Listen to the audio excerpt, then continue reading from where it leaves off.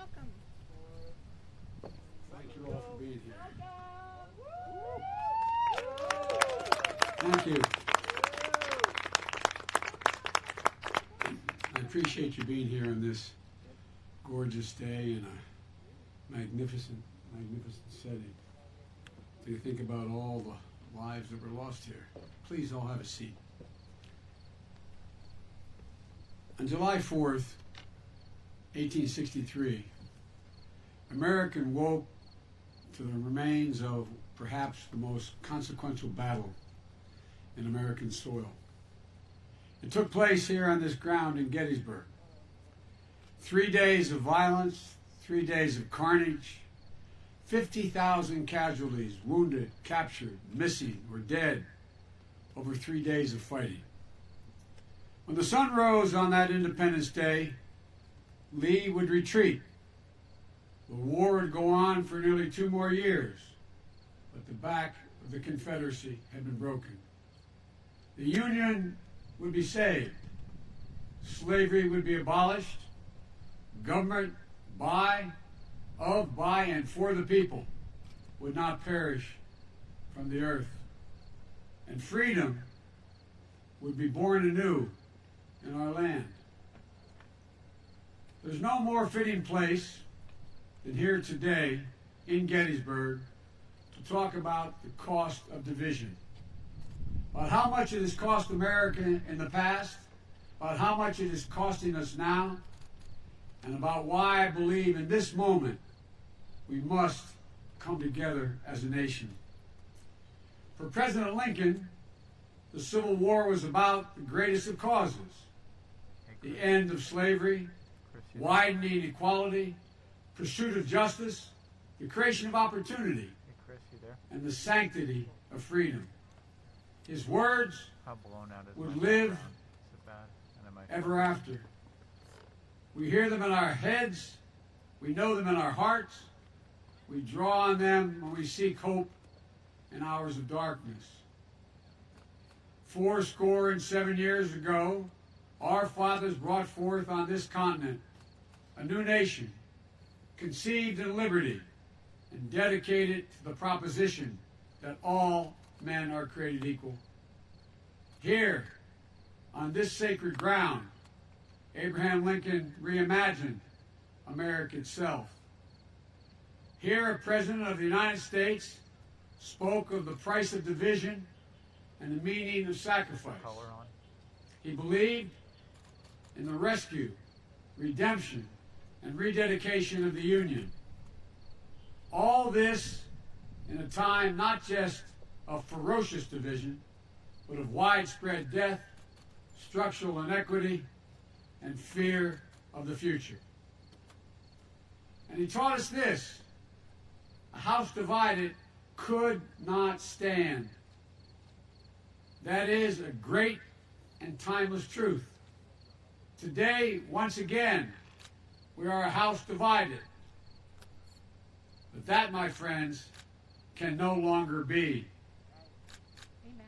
We are facing too many crises. We have too much work to do. We have too bright a future to have it shipwrecked on the shoals of anger and hate and division.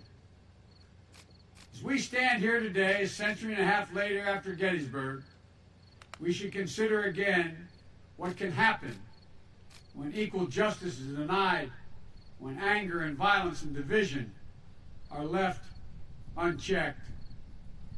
As I look across America today, I'm concerned. The country is in a dangerous place. Our trust in each other is ebbing. Hope seems elusive. Too many Americans see our public life not as an arena for mediation of our differences, but rather they see it as an occasion for total, unrelenting partisan warfare. Instead of treating each other's party as the opposition, we treat them as the enemy. This must end. We need to revive the spirit of bipartisanship in this country, a spirit of being able to work with one another. When I say that, and I've been saying it for 2 years now, I'm accused of being naive. I'm told maybe that That's the way things used to work, Joe. But they can't work that way anymore. Well, I'm here to tell you they can, and they must, if we're going to get anything done. I'm running as a proud Democrat, but I will govern as an American president. I'll work with Democrats and Republicans. I'll work as hard for those who don't support me as those who do. That's the job of a president.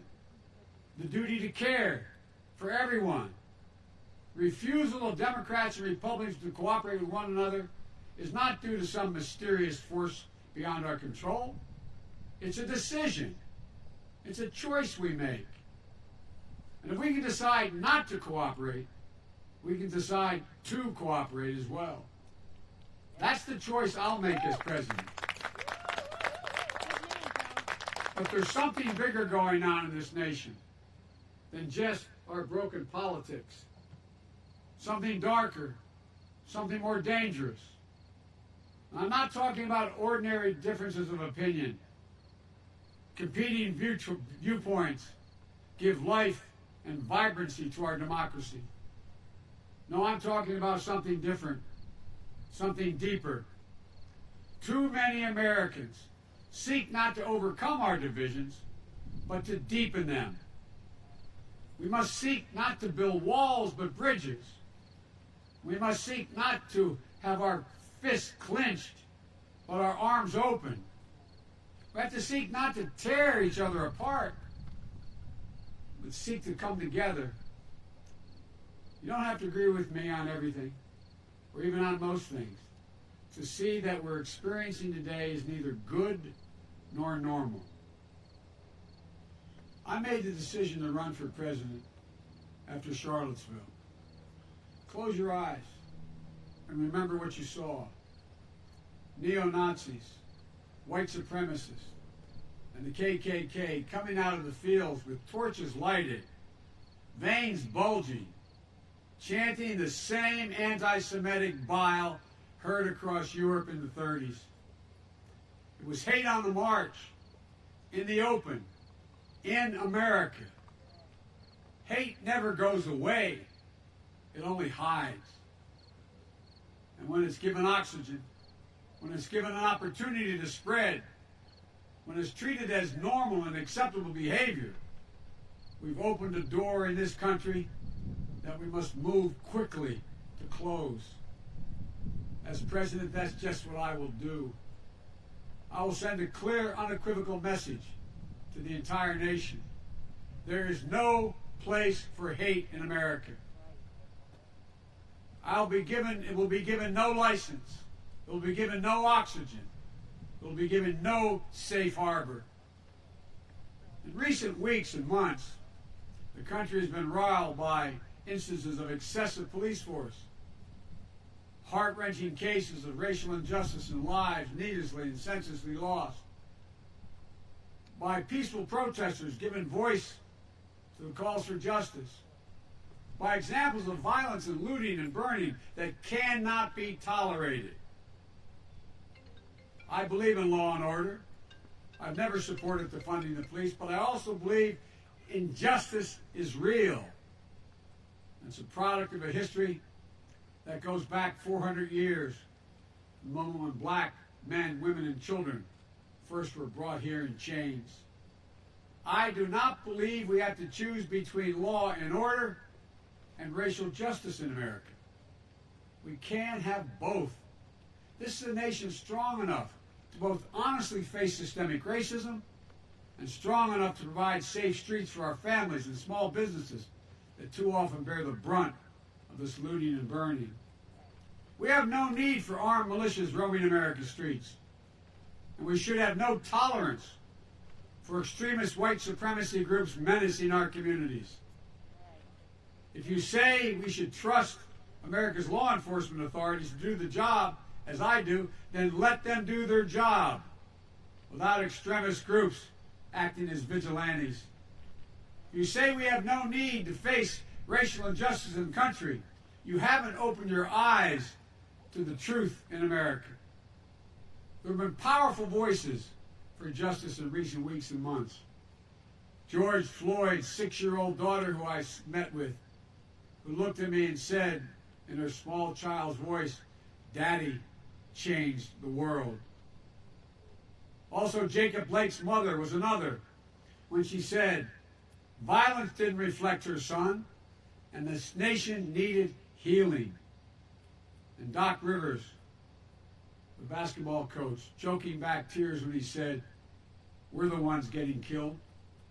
We're the ones getting shot. We've been hung."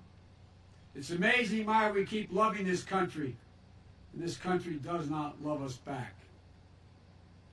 I think about that. I think about what it takes for a black person to love America. That is a deep love for this country that has for far too long never been recognized. What we need in America's leadership that seeks to de-escalate tensions, to open lines of communications, to bring us together, to heal, to hope. As president, that's precisely what I will do. We've paid a high price for allowing the deep divisions in this country to impact on how we deal with the coronavirus. 210,000 Americans dead, and the number's climbing.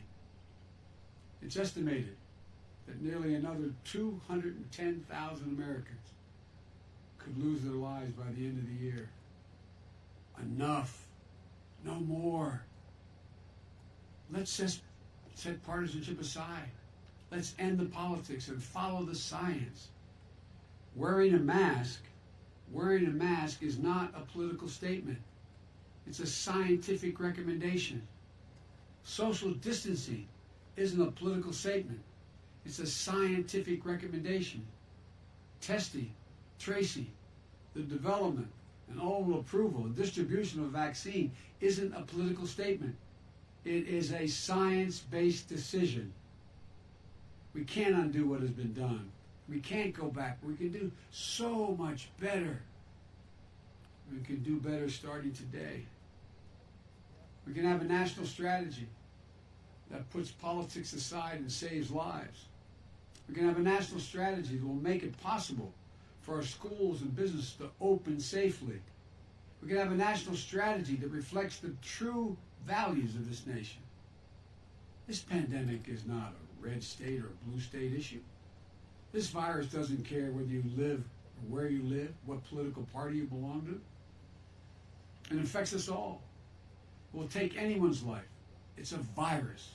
It's not a political weapon.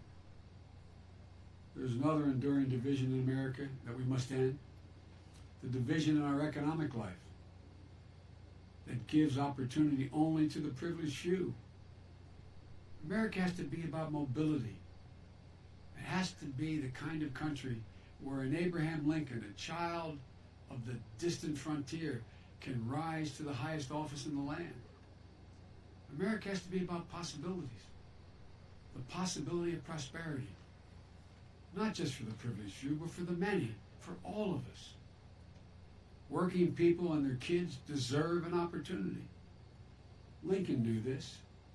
He said that a country had to give people, and I quote, an open field and a fair chance.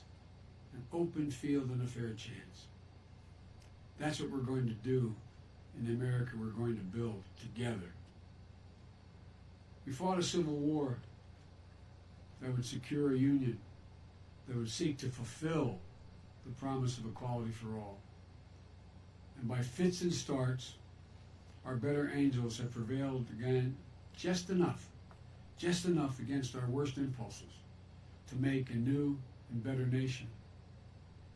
And those better angels can prevail again now. They must prevail again now. 100 years after Lincoln spoke at Gettysburg, the Vice President, Lyndon B. Johnson, also came here, and here's what he said. He said, "Our nation found its soul and honor in these fields of Gettysburg.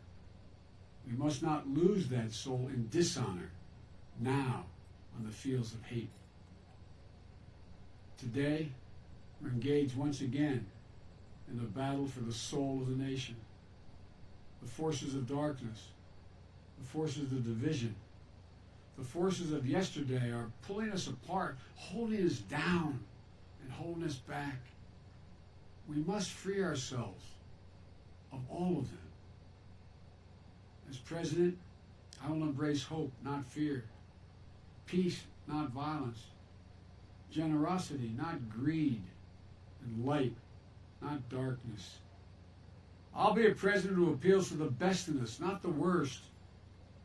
I'll be a president who pushes toward the future, not one who clings to the past. I'm ready to fight for you and for our nation every day, without exception, without reservation, and with a full and devoted heart.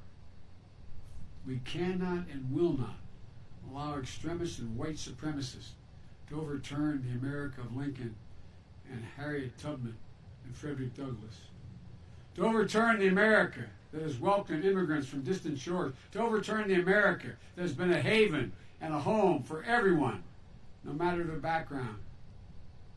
From Seneca Falls to Selma to Stonewall, we're at our best when the promised America is available to all.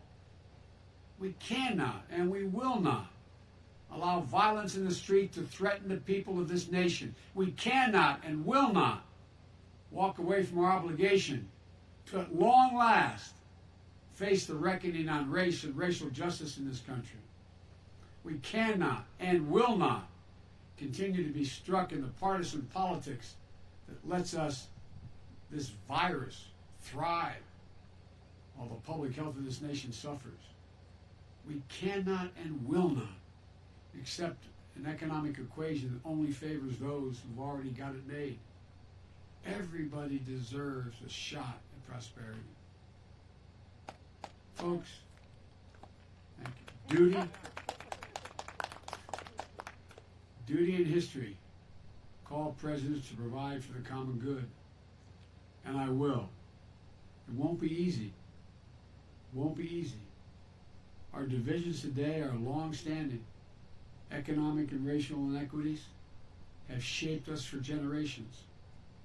But I give you my word. I give you my word. If I'm elected president, I will marshal the ingenuity and goodwill of this nation to turn division into unity and bring us together, because I think that people are looking for that.